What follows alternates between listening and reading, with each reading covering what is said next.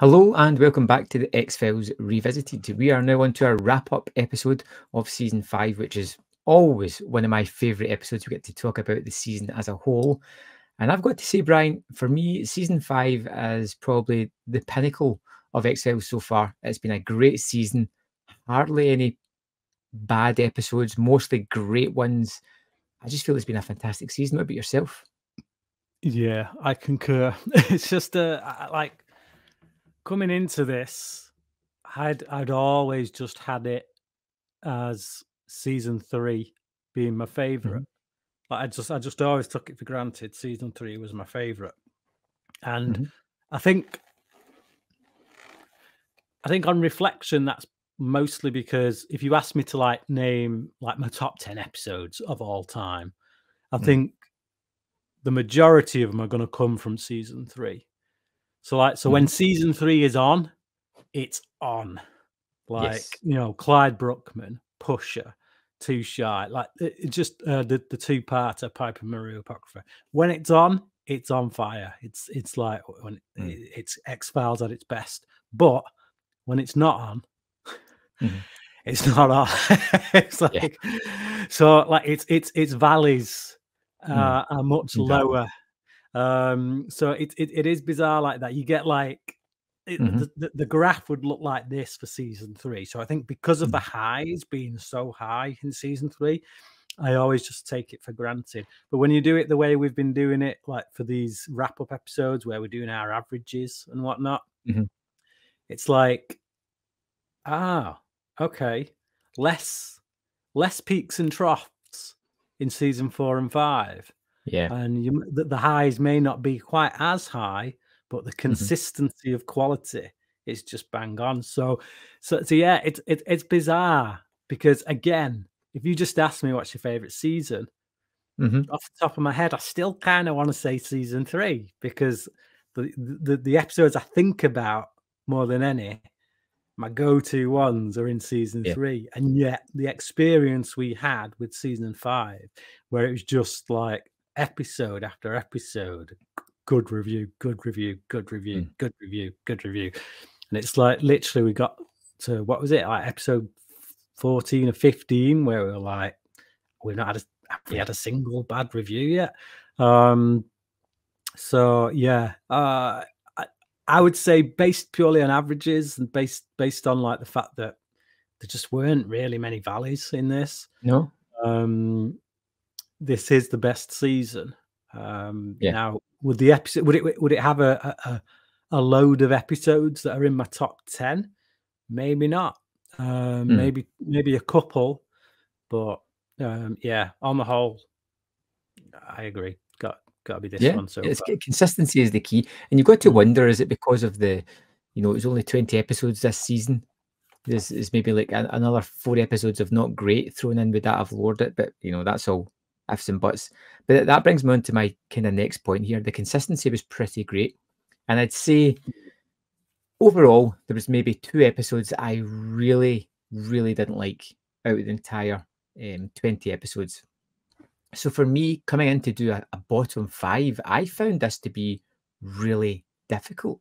Like I don't like putting some of these episodes on the bottom 5.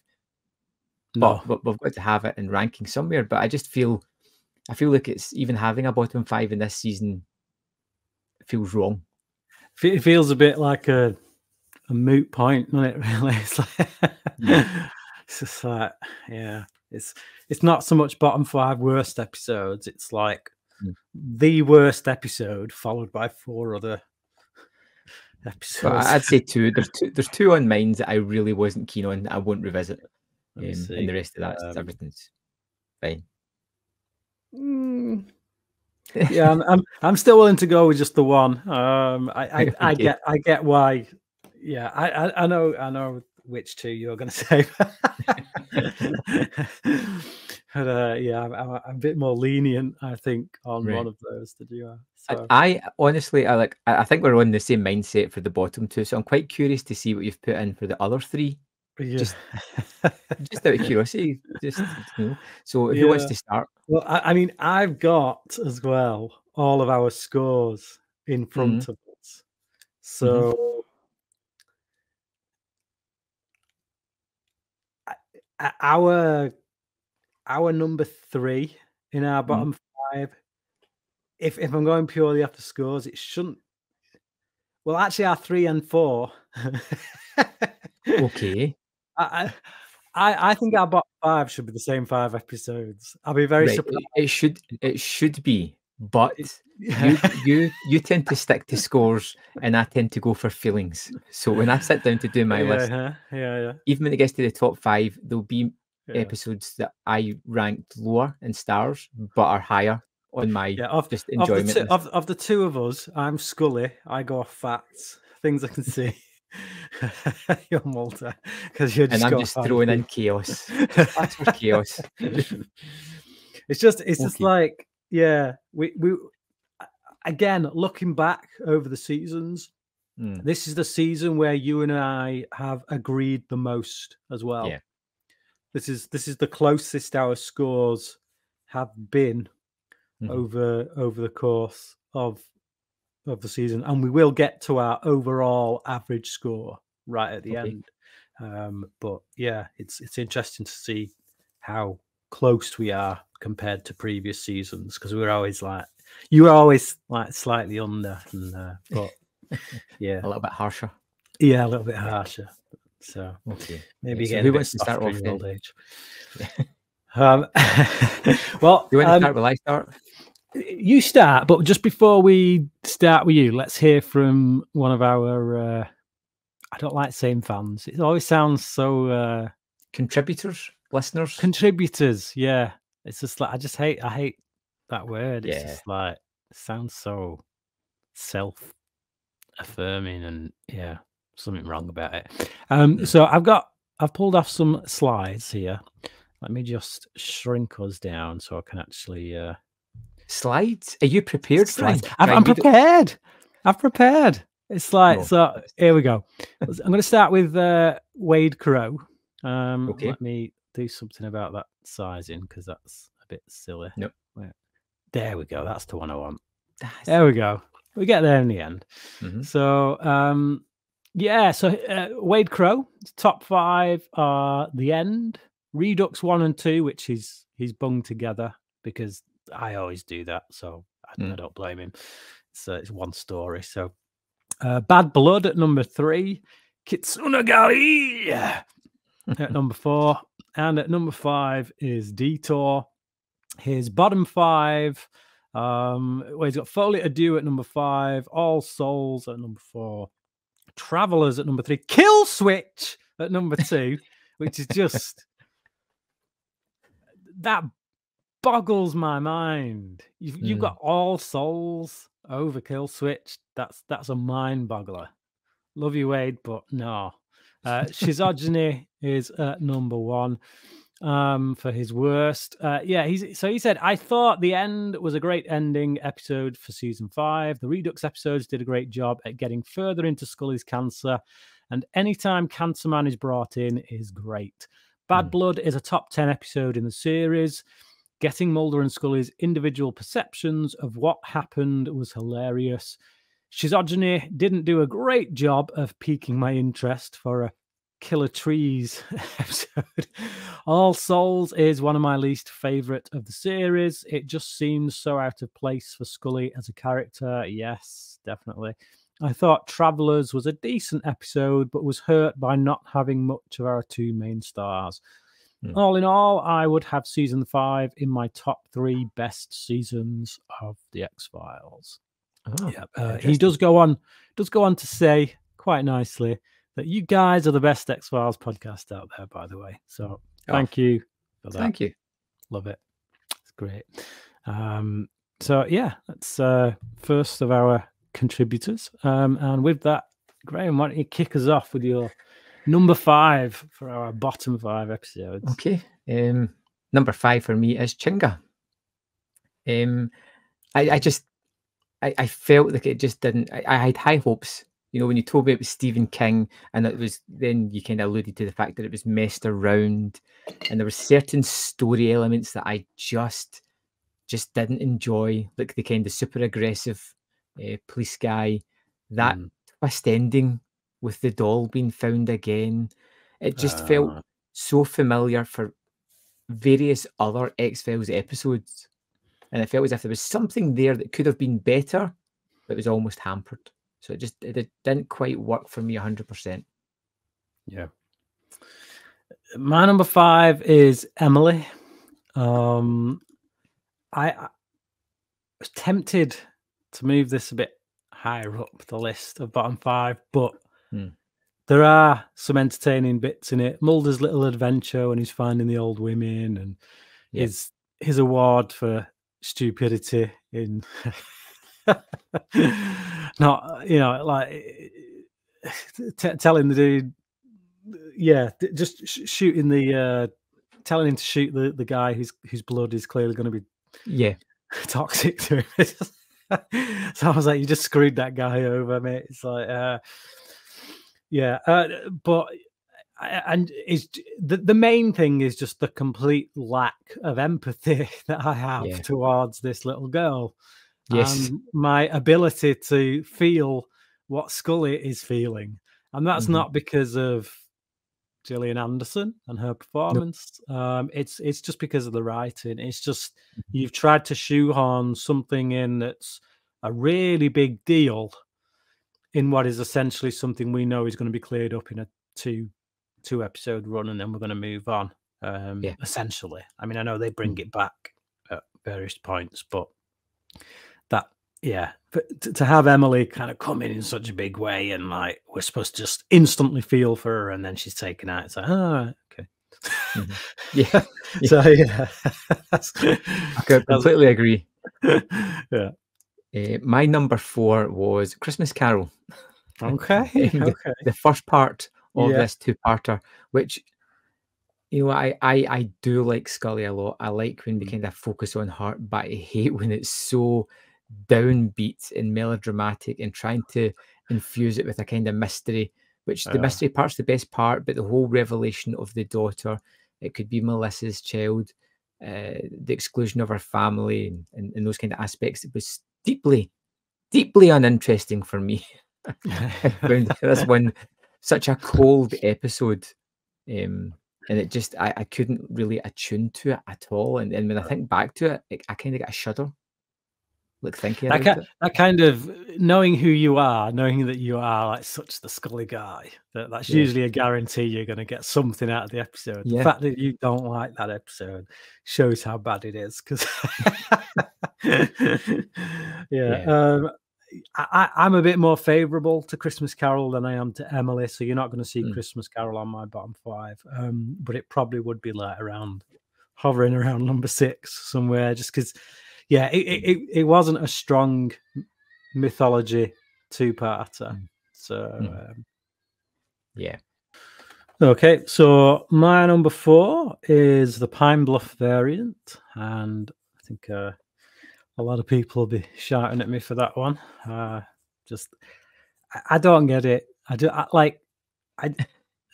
There's stuff in it that works. There's like a certain kind of thriller, like Michael Mann-esque kind of vibe about it that should tick all my boxes, and it feels like it's going to as I'm watching it, but then as we get to the end, it just descends into like nonsense where you're like, it doesn't actually make sense. Like the grand scheme of the people running this operation, it seems a bit nonsensical to me. And it feels like the writers are they think they're being cleverer than they actually are, and they're actually being quite stupid. But, I mean, you did say before we got to that episode there was things that you couldn't rectify, and then when we talked about it, you still couldn't. You're just like, no, I don't get this. I don't like this. So, it's not a big surprise that it's there. Really. Okay, my number 3 is Emily. Which, to be honest, I like when Mulder comes into it because it kind of brings it up a bit, but I just can't get how we have this instant connection with this child who she meets for 2 minutes and then is deeply saddened for the rest of the series almost by her death. Like I just like like, I feel like it's a character that should have been brought in for half a season Yeah. and allowed to Yeah. build up Oh, yeah. before Big time. and I think because you know they're better than that. I think that's what it is. We're holding them to a higher standard of not to do something as, and this feels like a TV kind of idea, a trope, almost to bring in a character and wipe them out. It's that the X-Files is better than that, and I would expect more, and primarily because of that, it's on my list. But I would say as well, this was one of the worst two-parters I think I've seen. The Yeah. X-Files. I found it really hard to connect to the material. I wasn't interested. I wasn't drawn through the story. It just, yeah. Yeah. I think I would say it is the worst two-parter. I think Talitha Kumi and Herrenvolk, they give it a run for its money. But yeah, I'd probably agree. Yeah. Okay. So my number 3 is Chinga, and it is such an episode of two halves. There's one half of the episode that is absolute dynamite, and it's the stuff whenever Mulder phones Scully or Scully phones Mulder, and just seeing Scully like kind of being dragged into a case she really doesn't want to be dragged into because she's supposed to be on vacation. All that stuff is great. It's gold. But then when we actually get to the Stephen King, what I can assume is the Stephen King stuff, you know, the horror element, it just again, it don't make a rat lick of sense. There's scenes in there where you're just like, why did they show us that again? I don't. Yeah. You know, the teacher getting killed. It was like all it did was add confusion to like. So how does this doll work? Does it literally get up and walk about, or is it like an Annabelle thing where it's just spiritual, or like it just? Why is it attacking the teacher precisely? Because all that stuff was just.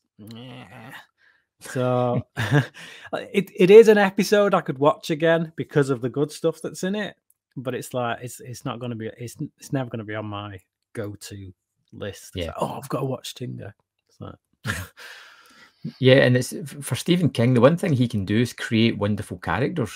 Generally, like within his stories, they might not always work, but the characters are always really great. Here, they're just bland.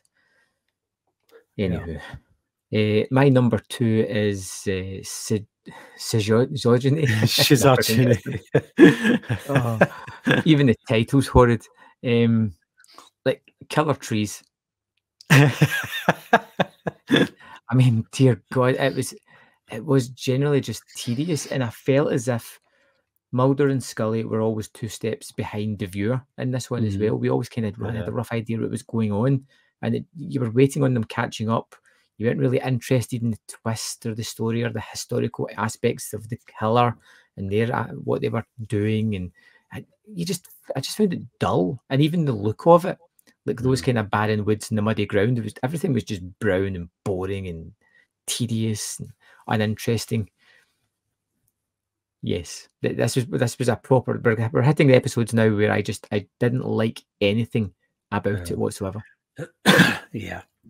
Just it's so Schizogyny obviously is the first episode on this list to star one of the Ginger Snaps girls.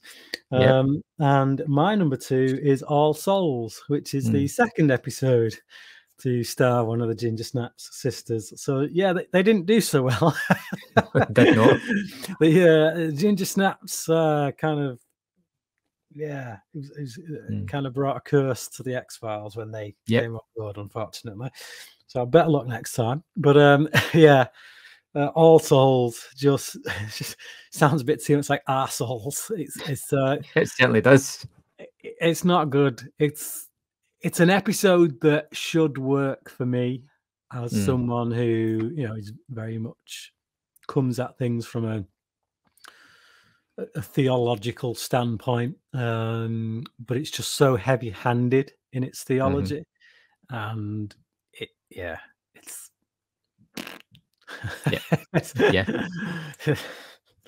Yeah. Before you give me your number one, Uh-huh. how about I read somebody else's? Absolutely. Yes. Yeah. So just before we give our number ones, which you could probably all guess anyway at this point. So Danny Ades, I don't know if I'm pronouncing that right, mate. Yeah, so his top five. Number one, he's gone with Bad Blood. Seems to be a fairly general consensus for a lot of people. Number two is Detour. 3, Postmodern Prometheus. 4, Christmas Carol. What are you doing? Oh. It's like, come on. like, not only do I not understand someone putting Christmas Carol in their top 5, but it wouldn't even be in my top 5, like, mythology episodes of that season. Yeah. No, it'd have to be, because there's only like 5 mythology episodes, but it's just, I getting ahead of it. I love how he's went from Christmas Carol being like number 4 to Emily being number 2 of the bottom 5.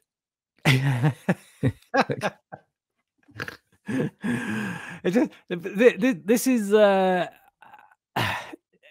like this though, because I like the fact that you can have such a disparity between people's views and opinions. It's personal view. Yeah, nobody's right or wrong. It makes no sense. It's like in my head, and seemingly Graham's head as well, because we seem to be like on point with each other this season. Yeah. There's 5 mythology episodes in this season that I can remember, and at least 3 of those are far and away better than Christmas Carol or Emily. So the fact that Christmas Carol gets in the top 5 and The End doesn't, or Redux Part 1 and 2 doesn't, that's a head scratcher for me. But yeah, to each their own. Bottom 5, his worst one is Chinga. Then, like you say, Emily number 2. It's like, to me, when the second part of a 2-parter is that bad. It's like the second half of a movie. So yeah, if you came out of a movie where the second half of the movie was an absolute dog turd, you'd just be like, yeah, the film was rubbish. Yes. So again, that just doesn't make sense to me. But number 3, All Souls. Number 4, Mind's Eye, and number 5, Travelers. I understand anyone putting like Mind's Eye and Travelers in the bottom 2 of a bottom 5 in this season, but not because they're bad episodes. Only because of, like, you've got to put something in there. Yeah.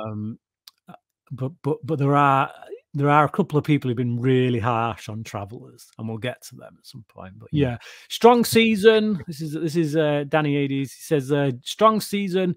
Don't hate any of the bottom 5. The lore episodes are strong, but the standalone Monster of the Week episodes in season 5 are on another level. Bad Blood is top 3 in all seasons for me. Has the most balance of humor and storytelling of any ep ever.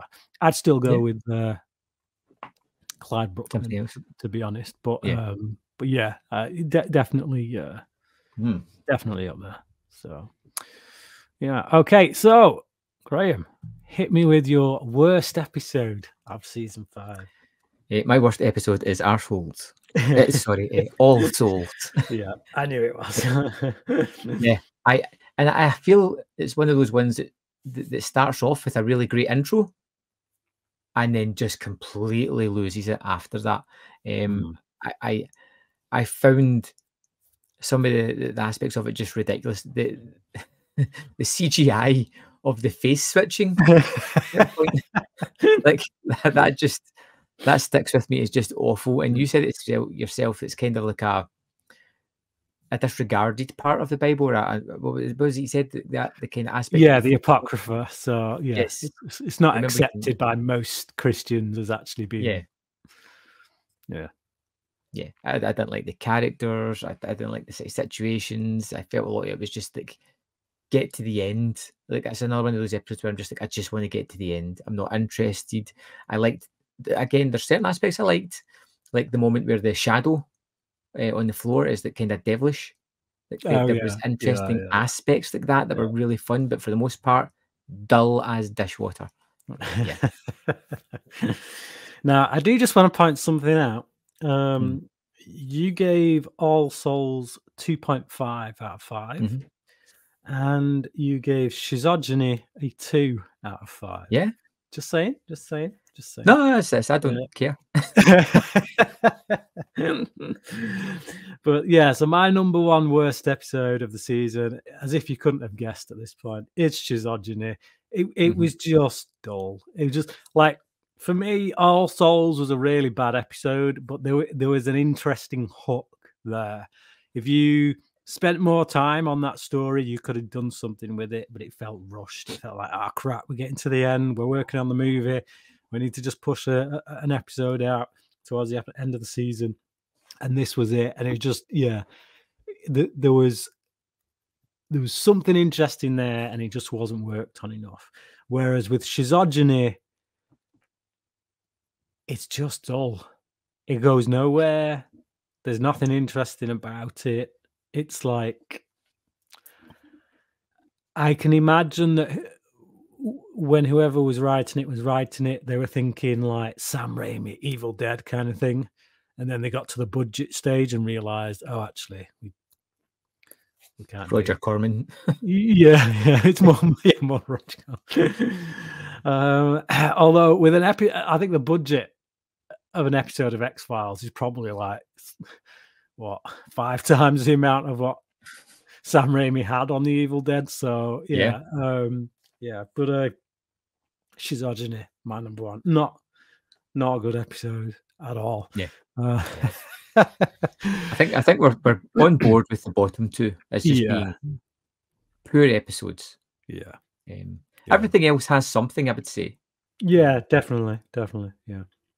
Like the other three are kind of like, I wouldn't say easy fixes, but certainly there are aspects to them that are easy fixes where like, if you just did, like, I mean, I can't remember what it was with Pine Bluff Variant, but I said something about, if you just dropped a line of dialogue here about such and such, it would clear the air about this link, this bit and this bit. But so it's things like that where just clear it up, guys, like spend a bit more time. But yeah. Okay. So back to the comments. Nice comment here from Cal Brooks. He didn't leave his top 5 or his bottom 5, but he just wanted to say, love your podcasts. Guys, been listening for a few weeks and rewatching as you review the series. Great work. Love it. Thank you, Cal. Thanks. Much appreciated. And then we're going to go to, so we've got Midnight Woodsman's bottom 5 here. I'll do his top 5 a bit later on because he's given us quite a bit. He's separated them. He's separated them for us. So that's nice. So yeah, Midnight Woodsman. Number 5 is All Souls. He says it's better than I remembered, but still not massively into it. At the start of the season, I thought this might be the number 1 worst. It avoided that at least. Then number 4 is The Red and the Black, which is the second part of the Patient X story. I had trouble picking bad episodes from this season. It's not my favorite season, but it does have a very consistent quality. To that effect, my next 3 worst are all the part 2s, which always seems to taper off a bit this season and don't match up their part 1 counterparts. So yeah, in number 3, he's got Emily. I'd switch them around, obviously. I thought The Red and the Black is way more entertaining than Emily. For a start, it's got Krychak in there. I think putting Redux at number 2 is insanity. I think it's absolute insanity. It's just me, but yeah, that makes 0 sense to me. I appreciate that being there simply because I know it annoys you as much as it does. How much did you pay him to put that there? Not at all. Yeah, just yeah, no, that makes zero sense to me. It's one of the best wrap-ups to a conspiracy arc, and it was a three-parter.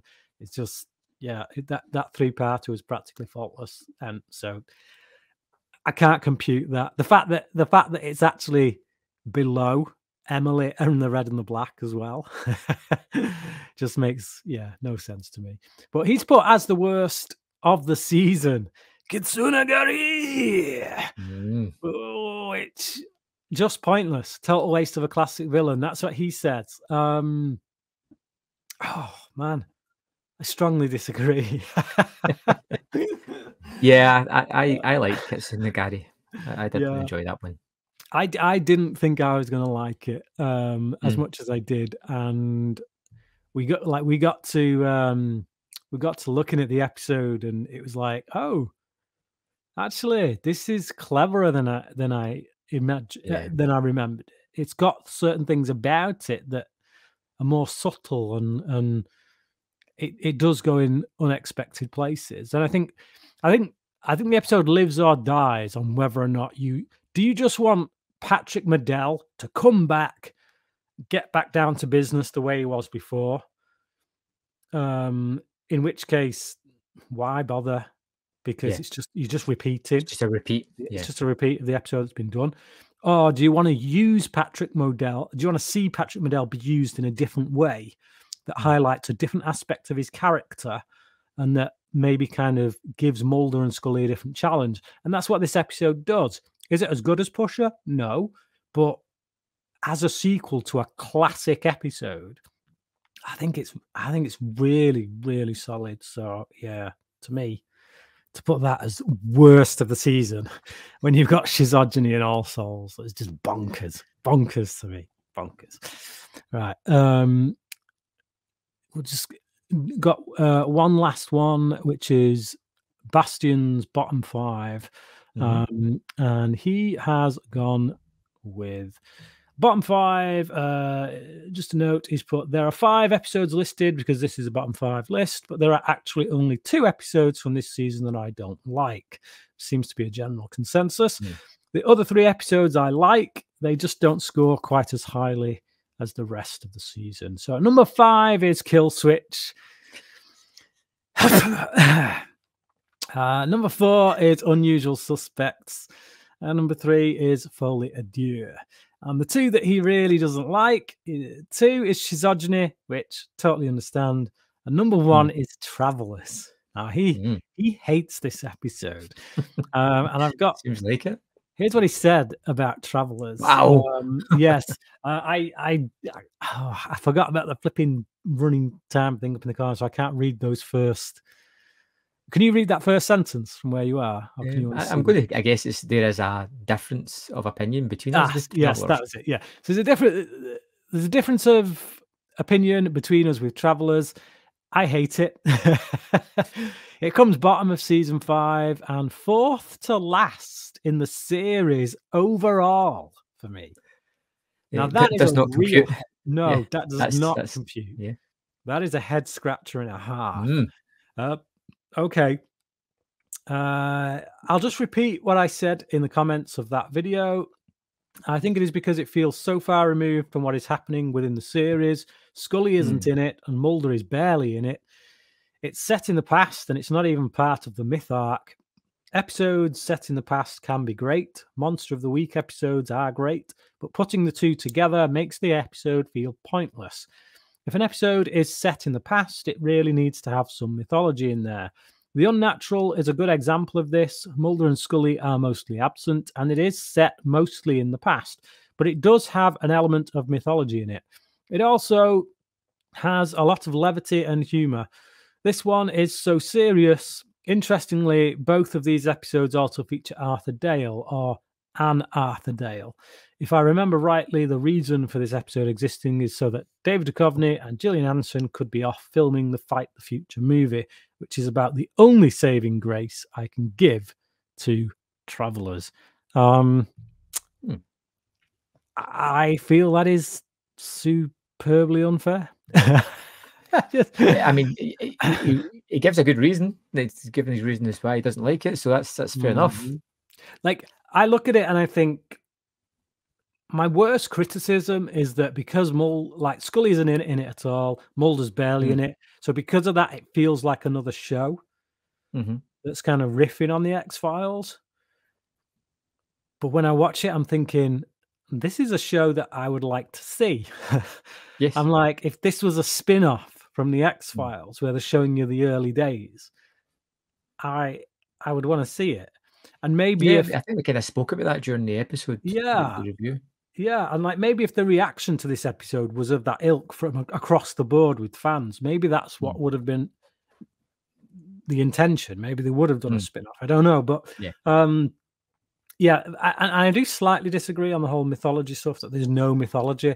I think it does. It's the beginning of the X-Files, doesn't it? It shows the beginning of that. Yeah, well, it shows really how that got going. Who was there to pass on the torch to Mulder. It also shows that Mulder's dad was partly instrumental in Mulder ending up going towards the X-Files, because we've always had a slight inkling that perhaps Cancer Man has had something to do with that.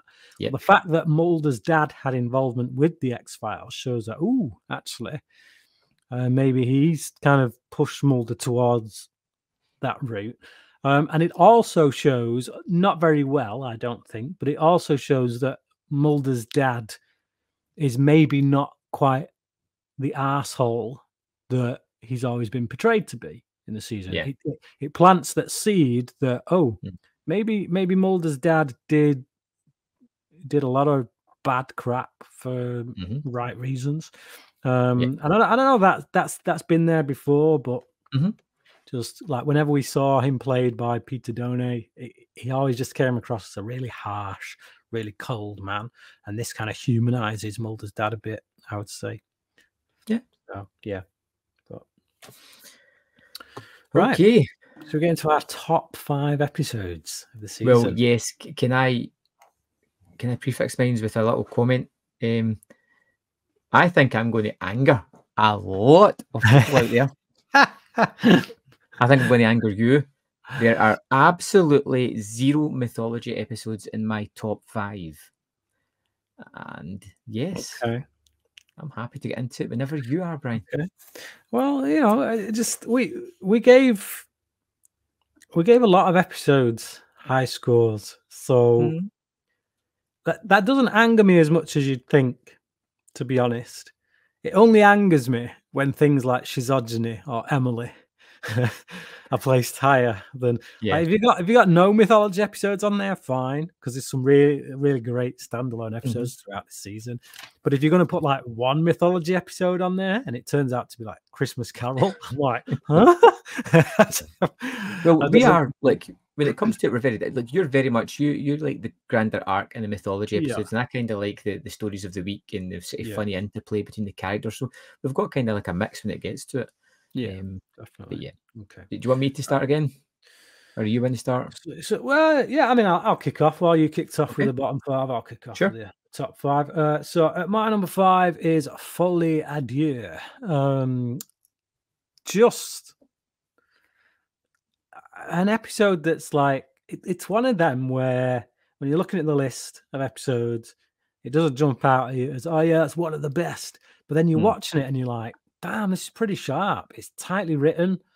The pacing is just like, boom. Like, it feels like 3 different episodes kind of all stuck into one, but not in a bad way. Like, it doesn't feel like, oh, we've just pulled stuff and thrown it together because we had 3 different episodes and we didn't know what to do with them. No, it feels a coherent story, but they're racing through it, and it's like, and it's just, so it just, it's quite breakneck, and I like what it does with Mulder, and some of the things it shows us with his character and his kind of paranoia angles and stuff like that. It just, it's got a really cool monster that, on one level, looks really shoddy, and yet for some reason it's the shoddiness of it that kind of works in its favor. So Folie à Deux at number 5. Okay, my number 5 is Foily Adieu. Pretty much a lot of what you said there. I particularly like this one because I felt it started off as if I knew what I was getting. I was like, this is another kind of one, a bit like Dwayne Barry. We're going to spend the first like ages like or like a whole hostage siege type of thing. And that like it gets snapped away from you, and that getting taken away early on shakes you out the comfort zone. You're like, oh, so where's this going to go now? And then the whole twisting idea of the CGI, which is shoddy looking, but I think adds to the almost paranoid aspect of the episode, where you're not sure whether people are being infected with something and seeing something, or if they're actually seeing it, because it might be a trick of the mind's eye. So it has that kind of aspect about it, which I really liked. And just that kind of switch midway through from our characters seeing the creatures to Mulder suddenly seeing them, but being a bit more controlled with the way he's dealing with that, was a great aspect and a great monster of the week. Yeah. I really enjoyed it. Absolutely. Okay, my number 4 is Redux Part 2. It was just, they didn't drop the ball. That's the thing. It's like, how many 2-parters have we had where the first part, it's just like, gets you kind of buzzing, where you're like, oh man, I want to come back for that next part. And this is actually a 3rd part. So it's like a 3-part story. And it's like, we've had 2 really great parts. So you're kind of expecting them to drop the ball. It's like, you've done so much great work with those first 2 episodes in the story. I am expecting it to drop the ball, and they don't. It's emotionally rewarding. It's, it pays off a lot of the stuff that Mulder and Scully have been through over the past few seasons. And it's just, in many ways, it feels like the end of a chapter in Mulder and Scully's life, because like it's after this that, like, obviously it sets up Mulder for the rest of the season being more skeptical than he once was, and Scully being more accepting of things, and thankfully the season does explore that. It does keep up with that. So yeah, it was just a great season opener.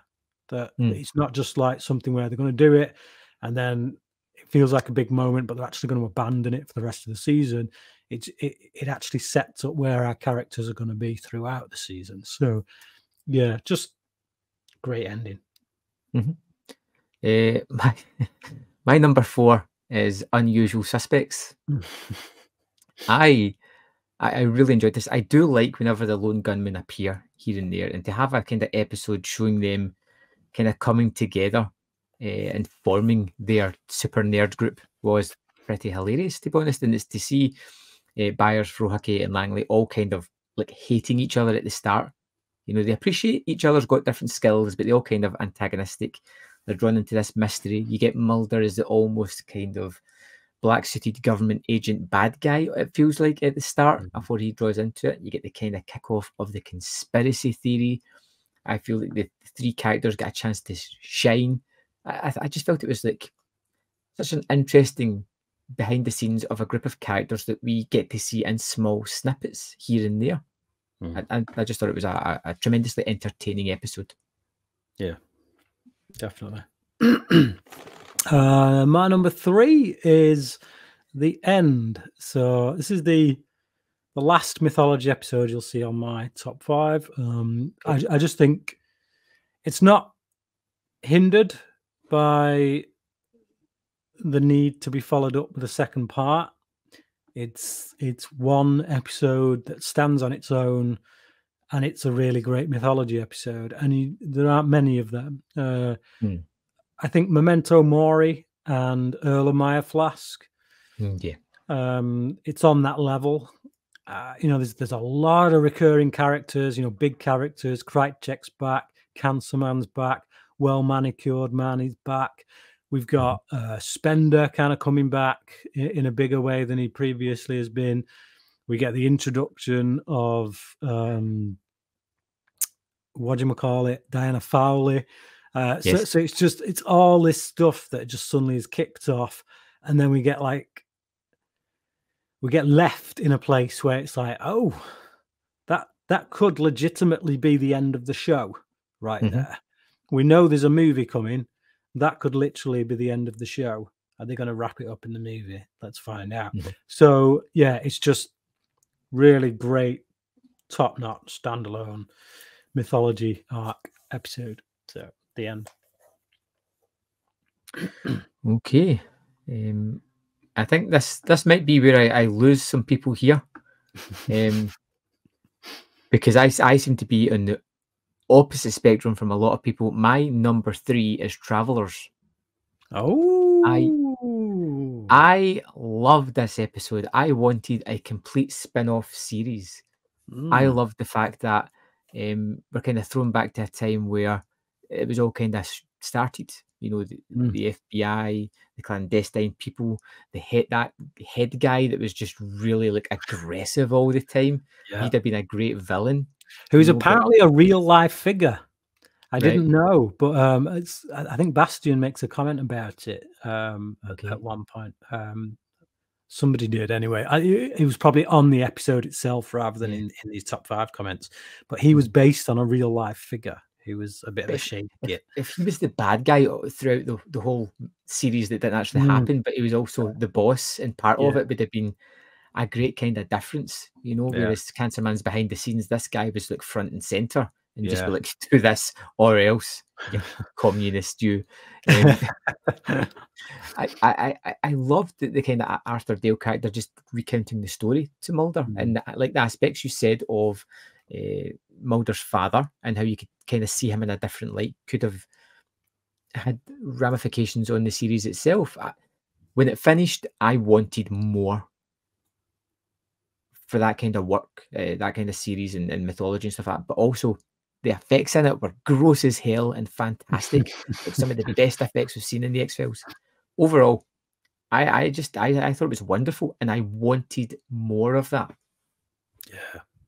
Yeah. I mean, it didn't hit my top 5, but I'm more in your camp than I am in the worst of the season camp. It's just it's definitely in the top half of the season for me, because for all the things you just said, it's just like, if they'd have given us that as a spin-off show to the X-Files instead of the Lone Gunmen, which we got, I'd have taken that. Yeah. And I know a lot of people would be like, how dare you diss the Lone Gunmen? Like, they're like, you know, that's, for me, the Lone Gunmen are side characters. And yeah, giving them their own episode now and again is a good thing. Yeah.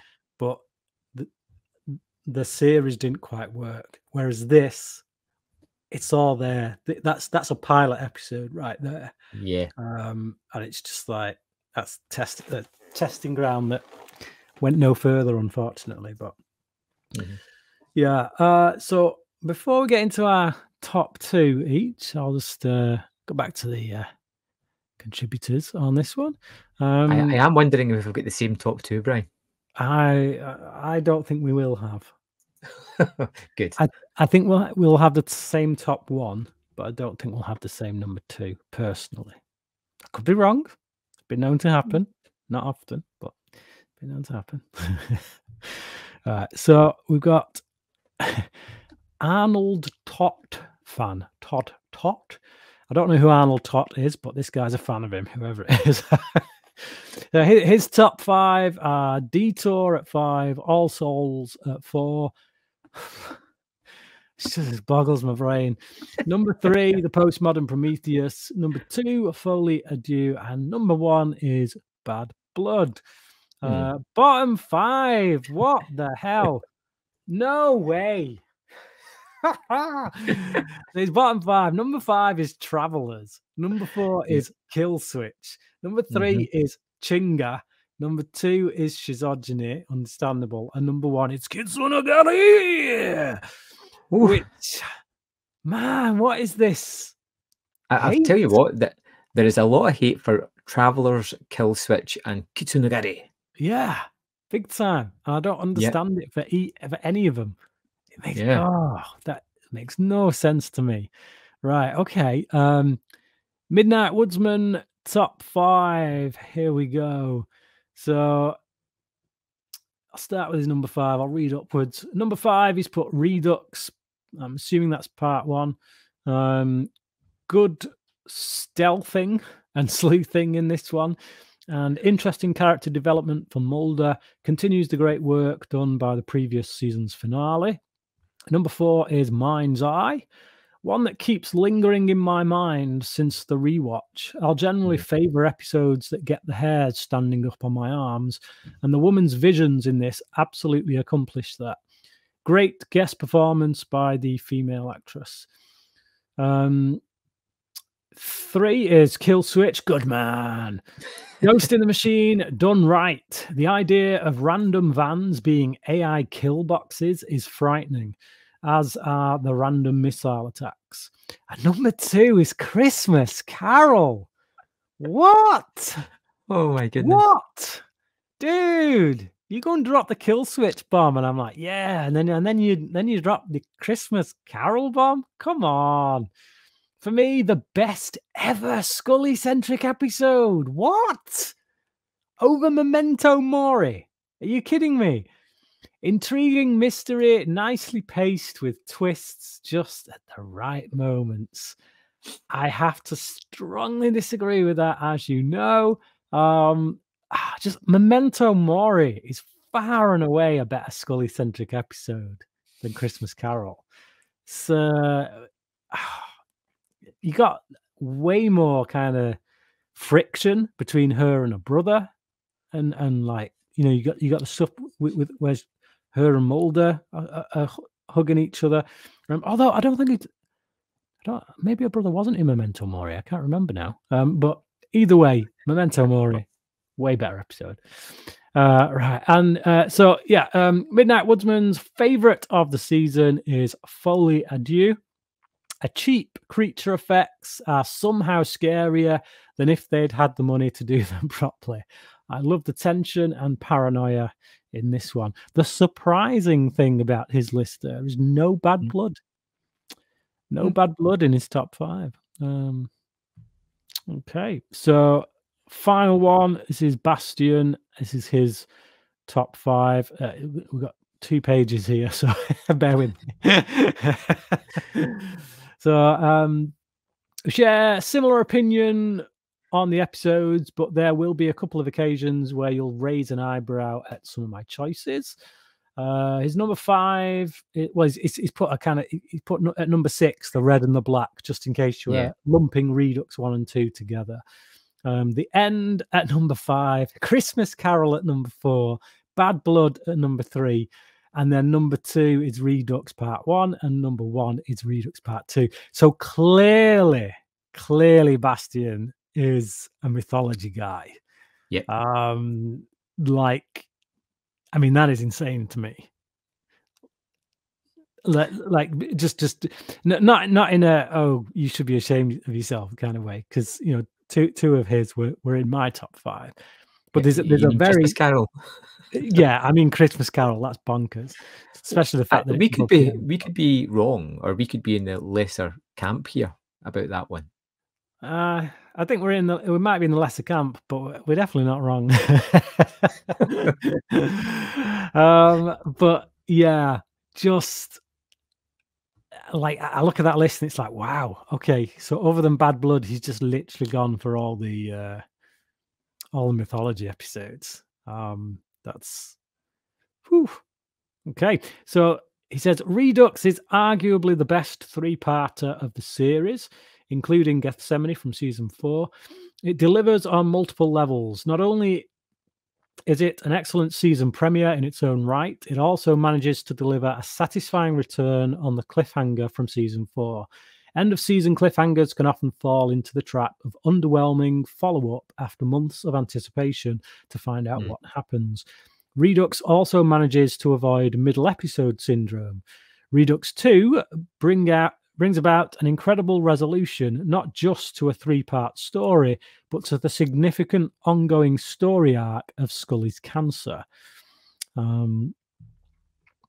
He continues, Bad Blood is a hilarious tongue-in-cheek episode that brings levity to a myth arc-heavy season.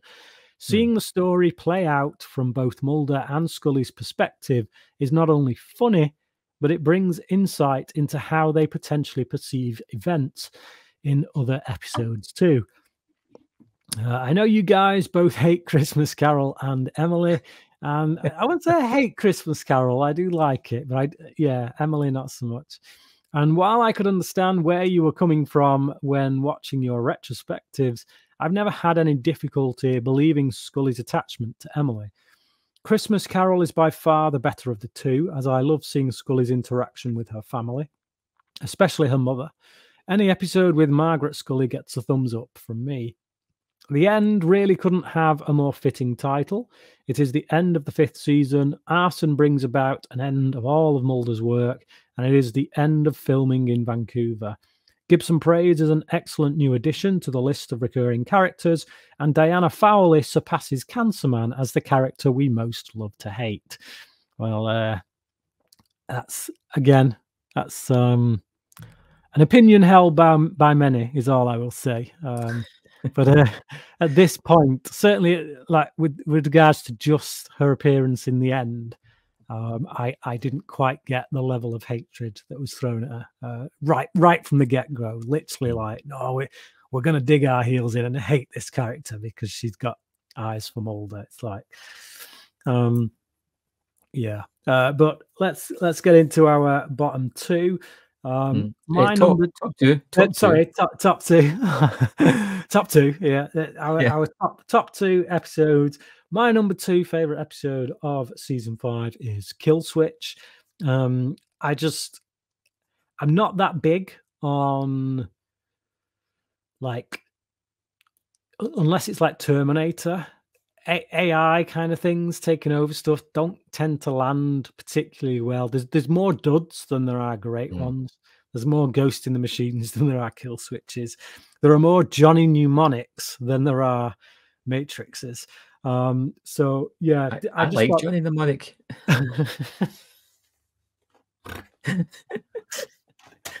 Yeah, that's a good one. Oh man. I think you're gonna die on that hill, mate. But I'll die on that hill. I'll die on that hill with Dolph Lundgren as the preacher. I will happily die there. Okay, so yeah, Kill Switch. I really loved it. I like the character they introduced. This kind of, I can't remember the name they give to her, but yeah, this anarchist, this computer anarchist. She's essentially trying to get her consciousness into the AI. She wants to become one with AI, and like watching the episode today feels a heck of a lot more relevant than it did back then.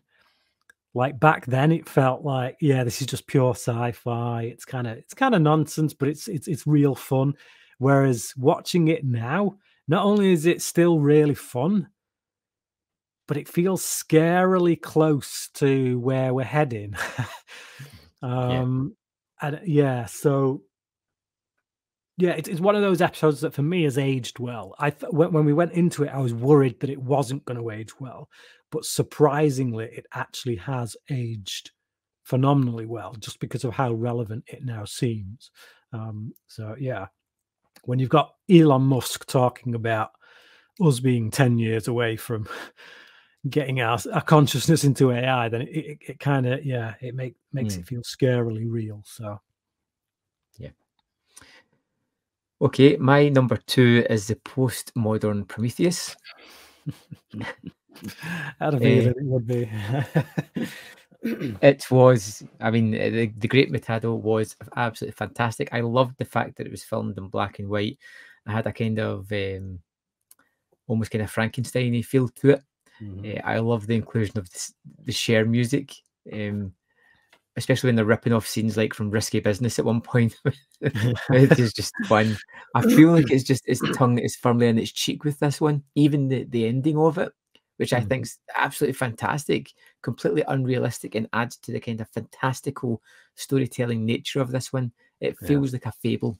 It's taken elements of the X-Files and completely skewed them to comedic and effect, and I think it works tremendously well. I think the mystery at the heart of it is just fun, and it's even thinking about it now, it's putting a smile on my face. It's a fun, carefree episode. Does it add anything to the series? Not at all. But it's just a little detour into something a little bit different, and I think it works. Yeah. That felt like you were going for a bit of a gag there, because it wasn't the episode before this one, Detour. Yeah.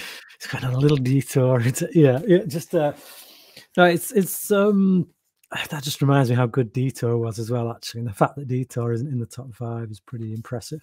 So yeah, my number one, and I don't think this is going to be a surprise to anyone, is Bad Blood. Care to tell me what your number one is? Bad Blood. Yeah, I figured it would be, so I thought let's just get it over. Let's get it out of the way at the same time. It's pretty much widely regarded as the best episode of the show. It had that number 1 spot on IMDb. We've seen it pop up in most of the people's comments. It's very highly regarded. Because for good reason. It's just brilliantly written. It's just really taking that Rashomon kind of, let's look at the world through 2 different perspectives. Let's see all the ways in which those 2 different perspectives are actually both right and wrong. And then, like Bastian said, you watch this episode and then you take those perspectives away with you into other episodes. And you're kind of sitting there thinking, I wonder how Mulder's viewing Scully in this moment right now. I wonder how Scully's viewing Mulder in this moment right now. And I think it's those personal touches you see from the small interactions and the small way they twist things. It could be the same words are being spoken, but the inclination or the way they're delivered are completely different. And I think the funniest one for me was the police guy, who, when one talks about it, he's an absolute god. And the other one, he's a complete buffoon. I just laughed at that. It was just so funny. Oh man. Yeah. And do you know what? It feels like something that could be revisited, like not in the same storyline, but I like the idea of the story behind it, the vampires, the community, how they just want to survive as a group of people who are kind of shunned almost. There's great allegories in that, especially for today's world, which I think could have been great. Yeah, it is. It's absolutely fantastic. The clear winner, I think. I'm just looking back over our previous. And it does it not have? This is the one with Mulder singing the theme tune to Shaft. Yeah. So I can't remember if we've ever agreed on the absolute number 1 episode. But yeah, certainly this time around we did. Now, care to know or have a guess at what our season average was? Oh, I'll go for 4.18. Ooh, that's not far off, mate. So we both, and this is the first time, because you've always been slightly lower than me. This is the first time we've both averaged out at a 4.1 out of 5. Right. So not only does that make this the highest rated season based on our scores, it also makes it the 5th consecutively highest rated season.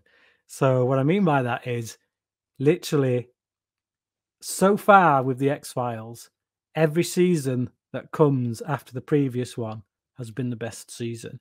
So if you look at a career trajectory of the X-Files, it's just going up and up. So it can't continue to do that. Nothing can continue to do that. No, you wouldn't think. So like season 1, I gave a 3.1 out of 5. You gave a 2.9. Season 2, I gave a 3.7. You gave a 3.5. Season 3, I gave a 3.8. You gave a 3.6. Season 4, which I was really surprised by, to be honest, I gave a 4 out of 5, and you gave a 3.9. Okay. And yeah, season 5, we've both given a 4.1 out of 5. Oh, interesting. What are your predictions for season 6? Do you think we can hit a 4.2 out of 5, maybe? No, No? no. No? I don't think I remember anything about season 6 at all. Right. So I'm not sure if I've actually seen it, which is, I feel like coming after this season, nothing's going to match that. I think it's going to be very hard to do that. I just having a quick flick through some of the episode titles here. There's none that jumps out at me. We're up to a 22 episode season again. I can tell you this much. Like, now, I don't mind saying this now. I used to think this would be a spoiler, but it's happened so many times where I've said, "Oh, this episode is this," and "Oh, that episode is that," and then it turns out when we get to it, I was so wrong. But I am expecting Drive to be a 5-star episode. Okay. I'm expecting Triangle to be a 5-star episode. Okay. I think we've got Two Fathers, One Son, which is like a 2-parter. Now, Right, okay. that could go either way. I think I'm going to rate that particularly highly. I think that could be the tipping point for you personally when we get to Myth Arc stuff. That could be the point where you decide, no, this is getting too much. Or you could be totally on board with the ridiculous kind of rabbit hole that we're going down. But certainly I think there is a general consensus that the mythology does start to lose it from season 6. I think there's still some hangers on like me who are like, no, I think mythology is still pretty good in season 6. Thank you very much. I don't think it truly drops the ball until season 7. But but certainly Drive and Triangle, I am expecting a 5. And I know there's some more episodes in there that are like, oh, they're good ones. They're sweet spots. Is there anything that jumps out of you as being a complete turkey? Something we're just going to hate? I can't quite remember. I can't. There's nothing that sticks out at me. There's an episode that I'm thinking of, but I'm certain that's season 7. So there will be one. I know there will be. There always. Yes. Because you can't make 22 episodes of television or thereabouts each year and not have at least one done. Well, even in that great season there was 2 stinkers. Yeah. So that's interesting. Well, that's great. Another wrap up. We have a bonus episode coming from our season 5 coverage, which will be X-Files, the movie, which I'm kind of looking forward to. I've seen this a few times. I got it on VHS when it came out. I remember watching it. Can I remember anything about it? I don't think so. I think I can, and I don't know if I'm mixed up with TV show. I remember fields of hexagonal little prism things and bees. That's about all I can remember from it. So, all right. So that'll be the next episode. Will be the bonus one, and then we'll go into season 6 after that at some point. We'll probably take a little bit of a break in between. Just I would imagine so. Yeah. But for those who don't know, obviously we've had Christmas and New Year, but over New Year I slipped on some ice and I've fractured my collarbone and my humerus. So it's been quite a struggle to put this show together. We needed to do something. But yeah, so we'll probably take a little bit of a break because I still need some healing time. But then we'll be back with season 6, good and strong. So yeah, perfect. So thanks for joining us. Thanks for taking part and contributing your top 5 and bottom 5. Look forward to reading your responses throughout the year on YouTube or Spotify or Apple, wherever it is. And if you want to review us, click like, give us 5 stars. It all helps and we appreciate it. And we'll see you next time for the bonus episode of the movie. Yeah.